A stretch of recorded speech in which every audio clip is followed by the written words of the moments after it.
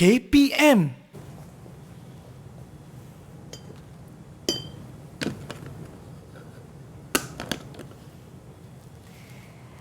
Lah, cikgu kat sini rupanya. Wah, saya cari kat depan, kat belakang. Cikgu kat sini buat apa? Saya nak buat teh. Nak cuba tak? Boleh. Saya pun kebetulan haus lah, cikgu. Hari ni cikgu nak buat teh bunga. Wah, teh menariknya. bunga. Nak try tak kombinasi? Boleh campur bunga-bunga. Boleh. Boleh. Boleh tak kalau saya nak minum teh bunga ros dan osmanthus? Ya, kebetulan cikgu ada. Okey. So, pilih bekas pula. Oh, bekas. Yang ni, Rina nak guna ni ke atau yang ni? Saya suka yang putih, cikgu. Putih tak? Kalau macam tu, saya guna ni lah. Cikgu nak guna tu? Ya? Tak boleh, cikgu. Itu kan kaca. Nanti kalau kena air panas, pecah. Jangan risau, Rina. Kaca ada beberapa jenis. Dan kaca ni, dia tahan panas. Oh, kaca ada macam-macam jenis ya? Ya, ada berapa jenis. Alamak, cikgu, saya ni kurang faham lah tentang kaca ni. Tak apa, Rina. Kalau tak faham, jom masuk kelas cikgu. Nanti Boleh? cikgu ajarkan. Okeylah.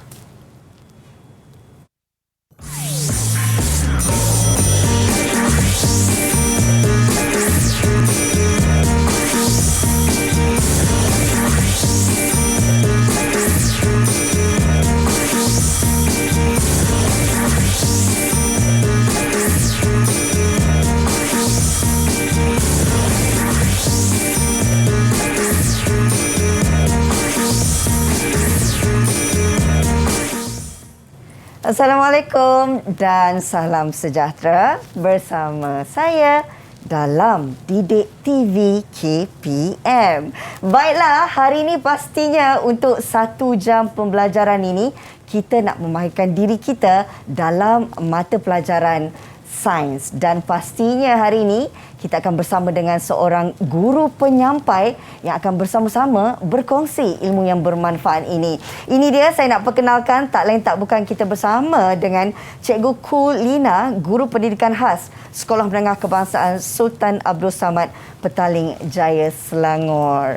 Apa khabar, cikgu? Khabar baik, Rina. Jumpa lagi. Itulah, ini sudah beberapa kali kita bersama dalam Didik TV dan pastinya hari ini kita nak belajar satu lagi topik yang sangat menarik untuk mata pelajaran sains. Tapi seperti biasa, cikgu, sebelum kita nak memulakan kelas pembelajaran kita, saya nak jemput cikgu terlebih dahulu untuk kita sama-sama mengamalkan SOP yang telah pun ditetapkan. Kita nak sanitasi tangan, silakan. Boleh. Dan pastinya juga anda di rumah sentiasa mematuhi SOP yang telah pun ditetapkan.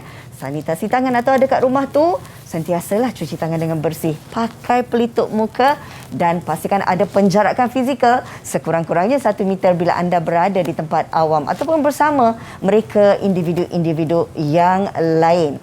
Baiklah, memandangkan slot menengah atas ini merupakan slot pendidikan khas. Jadi untuk tempoh 1 jam pembelajaran ini, saya dan juga Cikgu Kulina dibenarkan untuk membuka pelitup muka bagi memudahkan sesi pembelajaran dan juga memudahkan murid-murid berkeperluan khas membaca gerak bibir dan mulut serta mimik muka kami sepanjang 1 jam pembelajaran. Jadi cikgu, boleh kita bukakan dulu pelitup muka kita ini nak memudahkan murid-murid untuk sama-sama belajar hari ini. Cikgu, tadi saya dah kenalkan mata pelajaran hari ini adalah sains. Jadi, apakah topiknya, cikgu? Okey, baik. Hari ini, cikgu akan ajar sains tingkatan 4, kimia industri. Wah, kimia industri. Okey. Objektif yang cikgu ingin sampaikan hari ini bersama dengan kakak Rina. Okey. Cikgu pun sama, nama Lina. So, dua-dua akan bersama mempelajari objektif yang pertama, mengenali alloy. Komposisi alloy. Okey. Okey, dan ciri-ciri jenis-jenisnya. Lepas tu yang kedua, kita akan belajari tentang kegunaan alloy. Wow. Lepas tu yang ketiga, kita juga akan belajar ciri-ciri kaca dan seramik. Wow. Macam tadi Rina tanya kan, apa itu kaca? Nanti cikgu akan ajar. Baik, cikgu. Bukan saja murid-murid yang berada di rumah dah tak sabar nak mengikuti pembelajaran pada hari ini berkenaan dengan kimia industri, di mana penekanan pada hari ini cikgu akan fokuskan terhadap alloy dan komposisi unsur dalam alloy, kegunaan alloy dalam kehidupan seharian kita dan juga contoh aplikasi kaca dan seramik. Banyak dan menarik sekali saya kira. Pastinya murid-murid juga tak sabar kan? Jadi sekejap lagi kita dah nak mulakan kelas pembelajaran kita. Boleh tak cikgu? Jom. Dan sebelum itu kita nak berehat sekejap murid-murid. Jangan ke mana-mana. Bersedia dengan buku teks anda kerana sekejap lagi kelas akan bermula. Jumpa selepas ini di Didik TV KPM.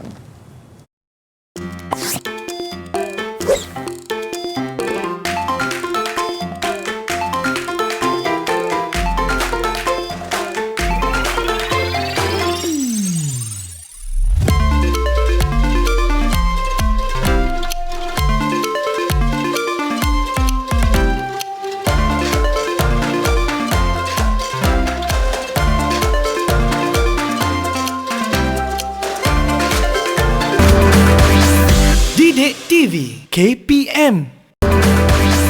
Didik TV KPM. Terima kasih kerana masih lagi terus bersama kami dalam Didik TV KPM. Seperti yang dijanjikan, kelas kita akan bermula sekarang ini di mana ia memberi fokus terhadap slot menengah atas bagi pendidikan ataupun mata pelajaran sains khusus untuk adik-adik yang berada dalam pendidikan khas. Cikgu, kalau menyentuh tentang topik yang kita nak kongsikan pada hari ini, sebut tentang seramik, sebut tentang kaca, saya faham. Tapi kalau cerita tentang alloy ni, saya ada banyak kemusykilan. Alloy ni sebenarnya apa, cikgu? Okey, baik.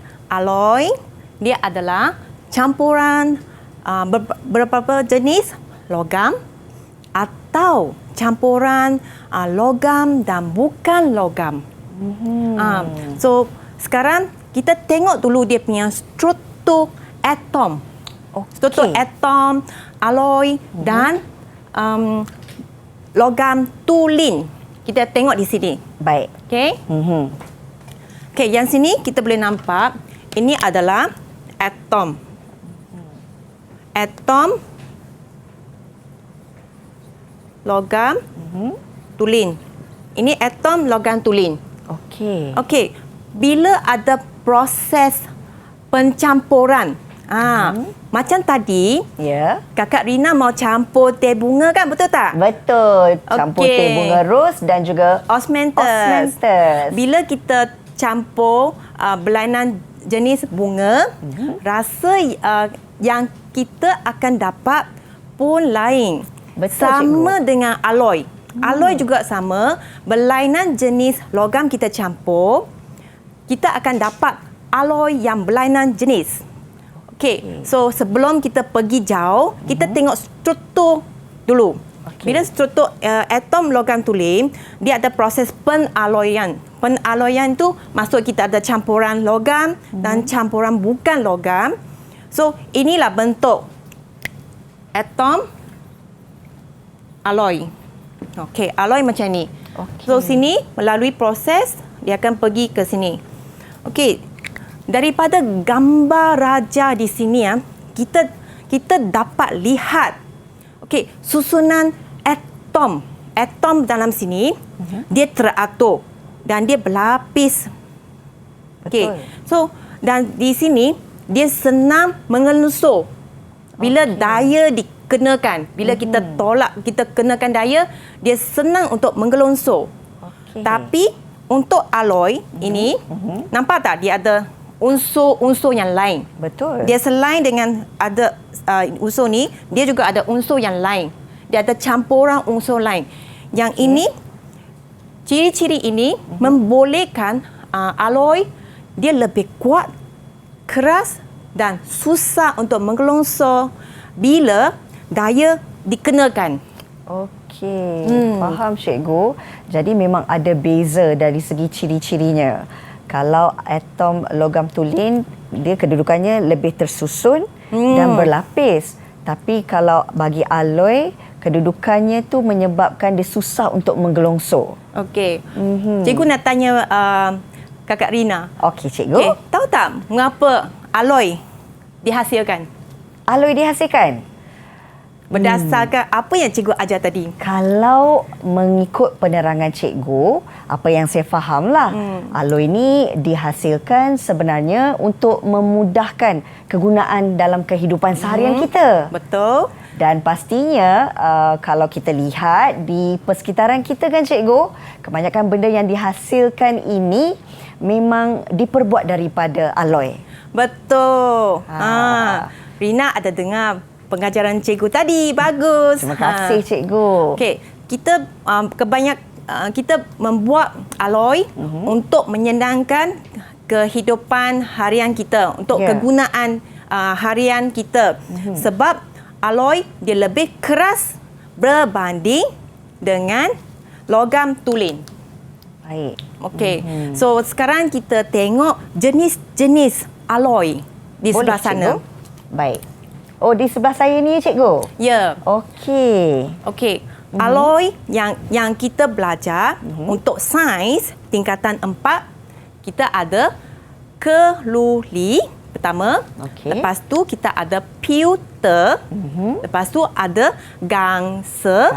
Lepas tu loyang. Dan duralumin. Okey. So sebelum cikgu nak jelaskan lagi, tengok warna dia. Okey. Di atas tu cikgu ada tunjuk. Betul. Untuk yang logam warna kuning. Untuk yang separuh logam warna merah.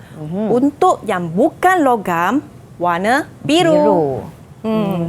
So nampak tak? Tadi cikgu sudah beritahu. Alloy adalah campuran antara beberapa jenis logam atau campuran logam dengan bukan logam. So untuk yang keluli, kita akan nampak dia adalah campuran besi dan kuprum. Besi dan kuprum. Okey, itu untuk keluli. Okey, unsur-unsur yang cikgu tunjuk di sini sudah belajar di bab 8. Sekarang kita sudah sampai bab 9. Cikgu rasa murid-murid masih ingat lagi ya. Okey. Lepas tu kita tengok pula pewter.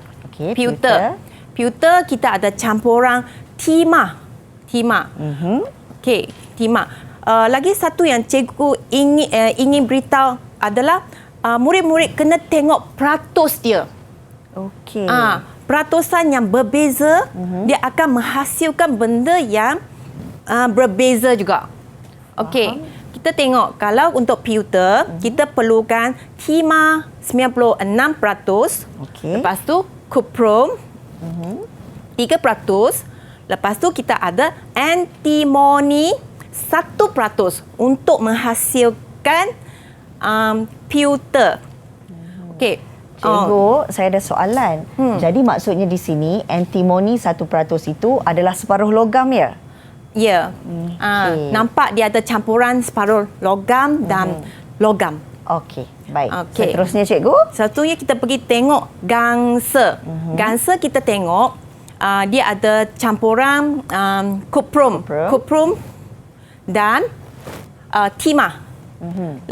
Lepas tu cikgu juga ingin ingatkan lagi peratus dia sangat penting. Okey. Boleh rujuk di buku teks sains tingkatan 4, semuanya ada dalam. Okey. Sebab anda telah belajar jadual berkala di bab 8, jadi cikgu ringkaskan dan tunjuk di sini. So, lepas tu kita pergi kepada loyang. Lepas tu dia ada campuran kuprum dan zinc. Okey. Nampak tak? kita ada berapa kuprum. Dan kita sudah hasilkan berlain-lain jenis alloy. Betul lah, Okey, cikgu. kuprum boleh hasilkan, boleh ada dalam pewter, dia boleh ada dalam gangsa, dia boleh ada dalam loyang. Dan dia juga boleh ada dalam duralumin.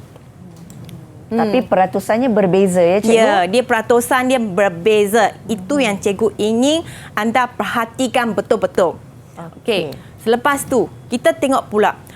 Tadi cikgu kata dia senang kita untuk kegunaan harian. Betul. Mengapa dia senang?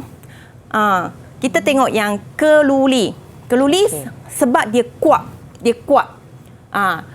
Dan pewter dia cantik. Okey, Betul. untuk keluli, saya ada sediakan, cikgu ada sediakan beberapa keping gambar. Boleh tak Kakak Rina tolong tampalkan? Boleh, cikgu. Okey. Berdasarkan kepada jenis alloy itu ya. Kita ada keluli Okey. dan dia adalah kuat. Rasanya mana satu? Saya rasa kereta api, cikgu. Ya, biasanya keluli diguna untuk buat landasan kereta api. Minta tolong tampalkan. Saya tampalkan di keluli. Ya. Okey, baik.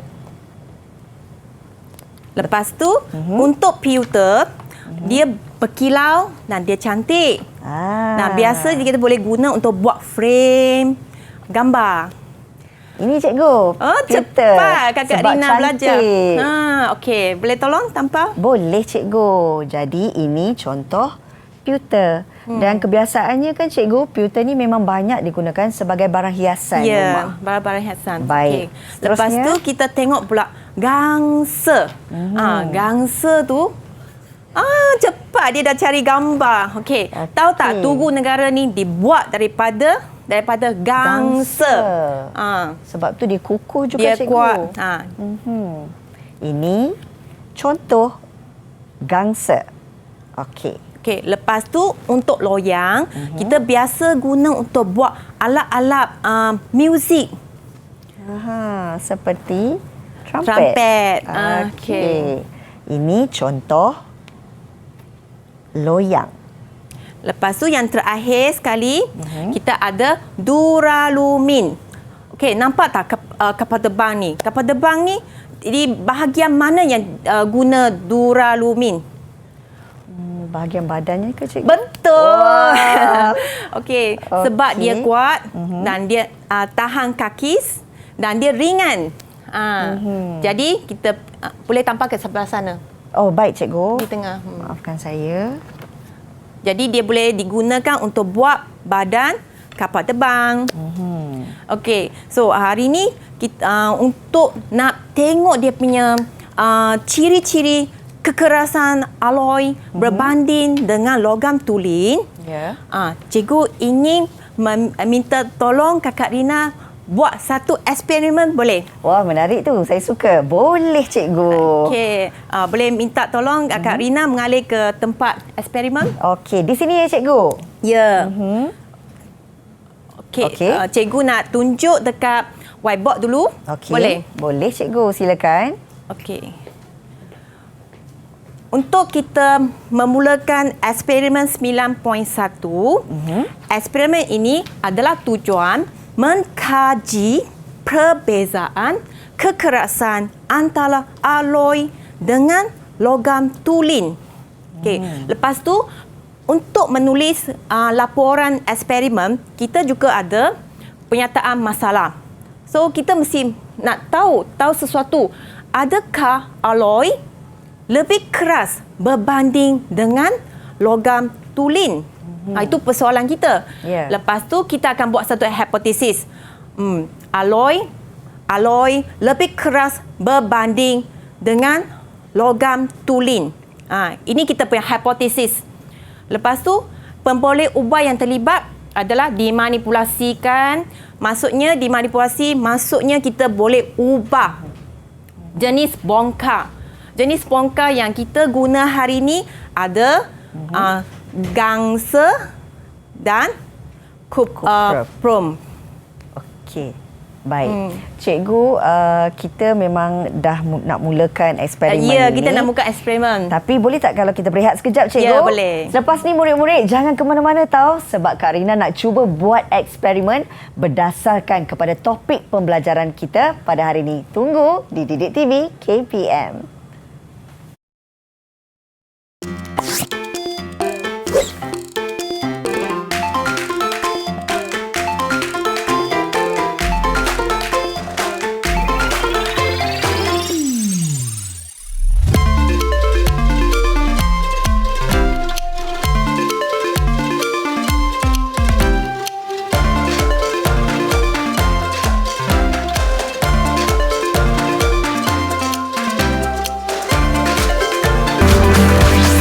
Didik TV KPM. Didik TV KPM. Baiklah murid-murid, kita masih lagi dalam pembelajaran untuk sama-sama memahami tentang ciri-ciri dan juga sifat alloy yang mana yang telah pun diterangkan oleh Cikgu Kulina. Cikgu tak sabar rasanya nak buat eksperimen ni. Tapi sebelum tu apa yang Cikgu ingin terangkan terlebih dahulu? Okey, sebelum kita mulakan eksperimen, kita kena tahu dulu dia punya langkah-langkah. Okey, bahan dan radas apa yang kita guna. Okey. Lepas tu kita tengok dulu. Untuk yang bergerbas, kita kena tengok dia punya diameter lengkup pada bongkar logam. Lepas tu dimalakan kita guna bola keluli yang sama. Tak boleh tukar-tukar. Okey. Sebab dia dimalakan. Bila dimalakan kita tak boleh tukar. Benda tu tetap. So ketinggian pemberat, kita ada ketinggian pemberat 50 cm. Lepas tu jisim pemberat kita ada 1 kg pemberat. Okey. Susunan radas adalah seperti macam ni. Kita ada ini kaki retot. Benda ni boleh tengok di buku teks sains tingkatan 4 kita ada. Lepas tu ada mengikut buku teks kita gunakan benang untuk ikat di pemberat. Lepas tu ada pembaris meter, bola keluli, cellophane tape. Kita kena tapekan bola keluli supaya dia tak gerak. Okey. Okey. Lepas tu bongkar kuprum yang kita akan tukar dengan gangsa Bongkar nanti. gangsa. Okey. Baik. Untuk yang kuprum, cikgu dah buat 1, 2, 3 cubaan. So, bacaan cikgu dapat, cikgu catatkan dulu. Okey, lepas tu kita minta tolong Kakak Rina buat untuk gangsa. Okey. Pertama kita kena macam ni, letakkan bongkar gangsa, tukar kuprum kepada gangsa. Okey, yang saya pegang ni adalah bongkar gangsa, yang sudah pun diletakkan bola keluli dan juga telah pun dilekatkan dengan pita cellophane. Okey, baik. Saya akan boleh gunakannya. letak di bawah. Oh, beratnya cikgu. Okey, saya akan letakkan di bawahnya. Susun di bawah. Okey. Sebentar ya. Ada tak? Okey. Okey, dah masuk cikgu. Okey, naikkan dia Naikkan 50 pemberatnya, cm. ya? Naikkan pemberat 50 cm. Pemberat ni beratnya saya rasa 1 kilogram ni. Dan lepaskan. Oh, Untuk hentak ke lepaskan? bawah. Lepaskan. Baik. Ini dalam ketinggian 50 cm dengan berat 1 kilogram. Saya akan lepaskan dalam kiraan 3, 2, 1.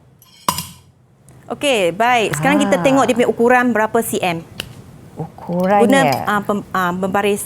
Okey. Oh, ada lekuk lah cikgu. Baik. Ini pembaris yang akan saya gunakan untuk mengukur lekuk hasil daripada daya yang tadi kita dah lepaskan melalui pemberat itu. Okey, saya dapat dalam 0.3 cm, cikgu. Okey, baik. Saya tuliskan di sini. Okey, kita cuba lagi. okey. Cuba lagi. Ulang langkah ni 2 kali lagi. 2 kali lagi? Okey. Baik, cikgu, saya cuba. Cuba di tempat lain. Di tempat ni, saya cuba di tengah pula untuk kita lihat sama ada lekuknya sama ataupun tidak ya, cikgu? Ya. Baik. Seronok juga, lama dah tak buat eksperimen sekolah, cikgu. Kita akan angkat sekali lagi pemberat ini, masukkan di tengah-tengah lubang merahnya. Okey. Kena berhati-hati ya murid-murid. Dan kebiasaannya kita lakukan di makmal. Dan hari ini saya akan tunjuk contohnya dalam studio untuk sama-sama kita belajar. Dalam ketinggian Naikkan dia. Okey. 50 cm. 50 cm. Lepas tu lepaskan. Saya lepaskan sekali lagi. Baik. Okey. Mari kita lihat. Tengok bacaan dia berapa. Saya kira ukur dulu diameternya. Berapa? Lebih kurang 0.3 cm, cikgu. Okey, tak apa. Sama. Ulang lagi satu kali. Sekali lagi. Ya. Baik, cikgu. Mana pula bolanya terlekat pula di sini. Okey. Kuat juga hentakan tu, cikgu, sampai bola keluli ni lekat pada pemberat. Sekali lagi saya akan ubah kedudukan bola keluli ni dan tampalkan dengan pita cellophane. Lepas tu kita ulang. Kita ulang semula kaedahnya. Angkatkan pemberat ini, masukkan bola keluli di tengah-tengah yang sudah pun berlubang. Kemudian pemberat ini diletakkan pada ketinggian 50 cm. Dan lepaskan. Kita lepaskan sekali lagi. Okey, baik. Kita tengok. Kita Apa tengok bacaan hasilnya. kali ini pula? Okey. Lebih kurang sama je, cikgu, kedudukan dia. Kena ukur. Baik, cikgu. Masih sama, 0.3 cm. Okey. Ada perbezaan sini. Okey, cikgu kira dulu purata. Kalau purata sama ni 0.4. Betul. Yang ni 0.3. So, boleh tak Rina beritahu mengapa ada perbezaan di antara dia punya diameter lengkuk dia? Mengapa ada Betul lah, beza? cikgu. Memang ada beza kalau kita lihat dari segi lekuk pada bongkah kuprum 0.4 lebih besar dan kemudian Gangsa pada lebih kecil. bongkah gangsa lebih kecil. Ini menunjukkan apa? Ini menunjukkan apabila daya ataupun pemberat dilepaskan, jadi bongkah gangsa ini sukar untuk menggelongsor. Betul. Dan sebab itulah lekuknya lebih kecil berbanding bongkah kuprum ni, cikgu. Betul. So, jadi kesimpulannya kita boleh buat gangsa adalah lebih keras berbanding dengan kuprum. Okey, Jadi, faham. adakah hipotesis ini diterima? Sangat diterima, cikgu. Okey. So, kita boleh tulis kesimpulan dekat sini ya. Okey, faham. Alright. So, baik. Itu tentang alloy. alloy, cikgu. Tapi saya nak juga kalau cikgu dapat memahamkan saya dan juga murid-murid berkenaan dengan kaca dan seramik.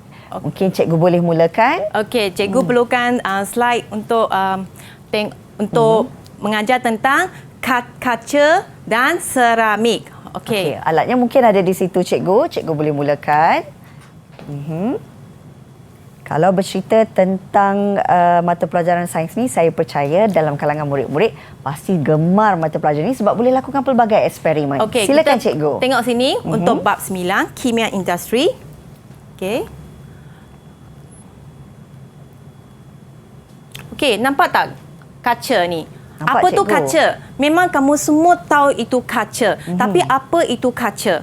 Kaca dibuat daripada pasir. Kita ada silika. Dia tergandung daripada silika oksida yang ada dalam pasir.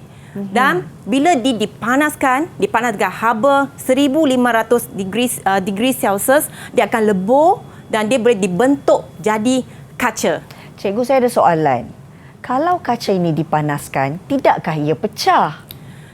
Kaca seperti mana yang kakak Rina takut tadi, kaca ada berapa jenis.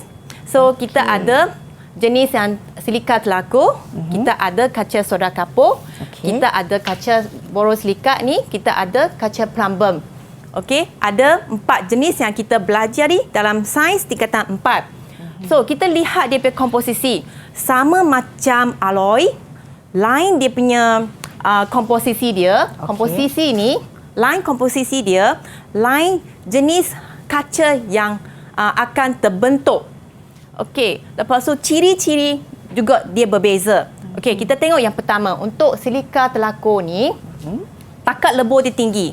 Maksud dia, kita kena suhu yang tinggi baru dia boleh lebur dan dia lengai terhadap bahan kimia. Maksud dia tak ada perubahan dia penghalang kepada bahan-bahan kimia. Okey, jadi untuk kaca ni kita sesuai digunakan untuk buat cermin mata. Okey. Lepas tu untuk kaca soda kapur pula, dia takat lebur rendah. Maksud dia tak perlu suhu yang tinggi, dia dah boleh lebur. Lepas tu mudah dibentuk. Kalau mudah dibentuk, biasanya ada dalam kehidupan seharian apa? Boleh tak Kakak Rina beritahu? Kalau mudah dibentuk, takat lebur rendah. Saya nak cuba boleh cikgu? Rasa-rasanya mungkin mentol dan botol. Ya, mentol kita boleh lihat mentol ada banyak-banyak jenis bentuk dia kan? Betul. Lepas tu botol pun ada banyak-banyak jenis bentuk dia. Okey, bagus. Lepas tu kita pergi kaca borosilikat. Kaca borosilikat ni dia punya takat lebur dia tinggi, dia kena suhu yang tinggi. Contoh yang kita guna adalah radas dalam eksperimen seperti yang ada dekat sini. Radas makmal ni cikgu. Okey, benda ni dia tahan panas. Macam dengan seperti tadi yang Kakak Rina takut, yang ni sebenarnya dia adalah tahan kepada haba. Dia tak senang pecah. Maksudnya ia terdiri daripada jenis kaca borosilikat. Lepas tu untuk yang keempat tu kaca plumbum. Kaca plumbum dia biasa untuk buat barang hiasan, kaca kristal yang macam ni. Sebab dia ada plumbum yang menyebabkan dia cantik, berkilau dan boleh buat untuk barang-barang hiasan dekat macam ni brooch. Okey. Kalau pinggan mangkuk cikgu? Pinggan mangkuk boleh juga guna kaca ni. Okey. Okey, seterusnya kita tengok pula seramik. Okey. Apa tu seramik? Okey, seramik di sini nampak tak? Kita boleh bentuk dia macam tanah liat kan? Betul tak? Okey, ini adalah contoh seramik. Lepas tu kita tengok sifat seramik. Sifat seramik dia keras dan dia lengai terhadap bahan kimia. Lepas tu dan tidak karat. Okey. Lepas tu lengai dan kuat. Penebat elektrik. Okey, tengok di sini. Kalau kita yang pertama keras tu, jubing seramik tu biasa di lantai rumah kita guna jubing seramik. Lepas tu yang kedua yang tahan dekat bahan kimia, kita buat untuk pinggan mangkuk. Okey, yang ketiga lengai dan kuat kita buat untuk gigi yang palsu. Okey. Gigi palsu. Lepas tu untuk yang penebat elektrik, kita ada boleh buat untuk ini. Tak sangka kan ini buat daripada seramik. Lah cikgu, betul. Adakah itu palang pencucur? Yes, ini. Okey, baiklah. Itu antara sifat dan juga contoh yang diberikan oleh Cikgu Kulina berkenaan dengan seramik dan juga contoh kaca tadi. Cikgu, kita berehat sekejap. Okey. Kita akan kembali semula murid-murid selepas ini dalam pembelajaran yang sangat menyeronokkan Sains Tingkatan 4 tentang industri kimia ataupun kimia industri. Selepas ini kita akan sambung kembali pembelajaran kita di Didik TV KPM.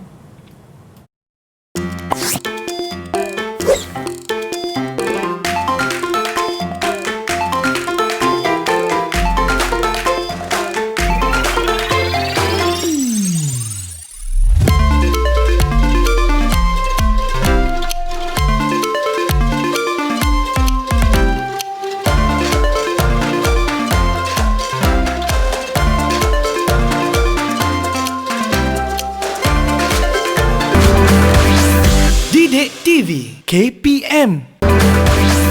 Didik TV KPM. Ayo murid-murid, kita nak teruskan pembelajaran kita bersama dengan Cikgu Kulina hari ini. Silakan cikgu. Okey, baik. Sekarang kita sambung sikit tentang seramik. Ya. Okey. So kita tengok seramik selain dia punya ciri-ciri, dia punya sifat macam ni. Ya. Sifat dia keras. Okey. Cikgu nak ingin tunjuk contoh-contoh seramik yang cikgu bawa hari ini. Baik. Okey, selain tadi kita tunjuk ni palang pencucur. Lepas tu kita juga ada bekas ini. Yang tadi Yang tadi Kakak Rina Pilih. pilih untuk buat teh. Yang ni. So cantik. ini juga dia buat daripada seramik. Faham cikgu? Okey. Dia buat seramik. Boleh Kakak Rina beritahu mengapa kita guna ni untuk buat teko air panas? Okey, selain daripada kita lihat dia sebagai satu bahagian hiasan yang cantik sebab mungkin kerana sifat dia tu berkilau. Kemudian kita tengok dia kelihatan bersih dan sememangnya cantik sesuai untuk dijadikan teko, cikgu. Ya. So, jubing ni dia cantik dan dia seramik ni dia jenis sifat, dia ada sifat yang berkilau, cantik, nampak bersih. Dan kita sesuai untuk buat barang-barang seperti macam ni teko. Okey. So, selain tu dia juga ada sifat yang tahan dekat haba dan dia keras. Lepas tu cikgu juga ada bawa dia punya ni. Benda ni. Tahu tak apa benda ni? Kalau dari jauh saya nampak ia hanyalah hiasan saja, cikgu. Hiasan. Nampak tak banyak kegunaan seramik. Ini adalah ocarina. Dan dia boleh ditiup. Okey. Seperti seruling ya, cikgu? Ya, sama dia boleh keluarkan bunyi. Lepas ni kita cuba. Okay. Baik, cikgu. Sekarang cikgu sudah ajar alloy. Cikgu sudah ajar kaca. Cikgu sudah ajar seramik. Okey, sekarang boleh tak kita imbas kembali apa yang kita sudah belajar tadi? Boleh, cikgu. Okey. Sekarang kita uji Kakak Rina. Mau tak murid-murid? Boleh. Saya cuba ya, cikgu. Kakak Rina tolong jawab jawab untuk murid-murid. Baik. Di Tetap TV sekarang. Okey.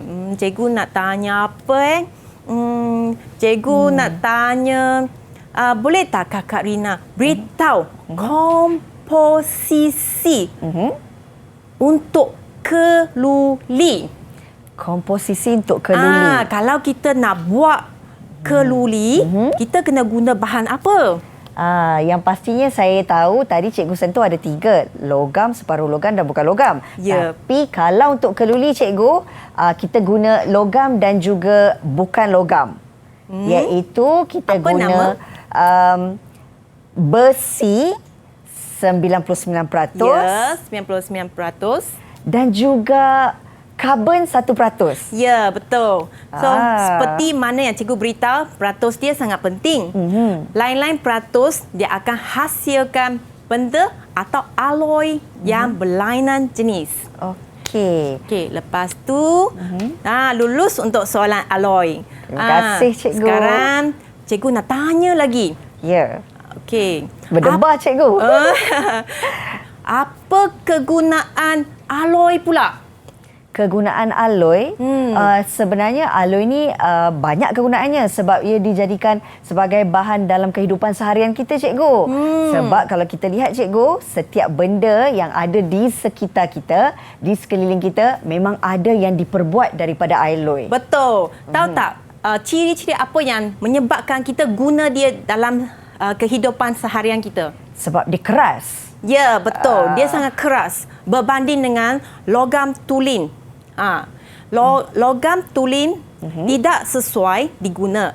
Jadi, kita buatkan alloy. Terima kasih. Thank you kepada Kakak Rina. Terima kasih juga, cikgu. Yang pastinya hari ini satu pembelajaran yang dapat memberikan kami semua ilmu yang sangat bermanfaat. Cikgu, boleh tak kalau kita buat rumusan sebelum berakhir? Silakan. Okey, merujuk kepada senarai semak yang cikgu ada pada hari ini. Cikgu mendapati dengan bantuan Kakak Rina, murid-murid dan Kakak Rina sudah dapat mengaplikasikan pengetahuan. Boleh gunakan pengetahuan bahan tentang kimia industri dan dapat laksanakan tugasan mudah yang tadi eksperimen. Lepas tu cikgu pun dapati Kakak Rina dapat menganalisis dan menyelesaikan masalah yang cikgu bagi.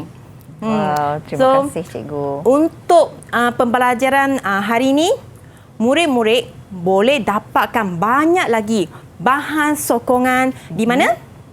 Nak tahu? Mestilah tengok nak tahu, sini. cikgu. di Di Sumberku. Boleh scan QR code ini untuk masuk sini untuk tengok bahan sokongan PDP yang ada. Jangan lupa ya murid-murid, untuk dapatkan bahan daripada KPM Perkasaku, anda boleh terus ke sumberku.moi-dl.edu.my. Apapun, terima kasih kita nak ucapkan kepada Cikgu Kulina, Guru Pendidikan Khas Sekolah Menengah Kebangsaan Sultan Abdul Samad, Petaling Jaya, Selangor. Dan pastinya untuk 1 jam ini, bukan saja Kak Rina tahu, tapi murid-murid juga dapat banyak ilmu pengetahuan yang bermanfaat berkaitan dengan topik kita pada hari ini, iaitu kimia industri dalam sains tingkatan 4. Cikgu, terima kasih. Okey, terima kasih kepada Kakak Rina yang bantu murid-murid untuk memahami bab 9 kimia industri. Baik, terima kasih. Dan terima kasih juga kepada murid-murid sentiasa setia bersama kami di Didik TV KPM. Jangan ke mana-mana, selepas ini banyak lagi ilmu-ilmu pengetahuan yang bermanfaat dan juga pembelajaran yang menyeronokkan dapat anda lakukan bersama kami di Didik TV KPM. Jumpa lagi. Bye. Jom kita minum teh tadi.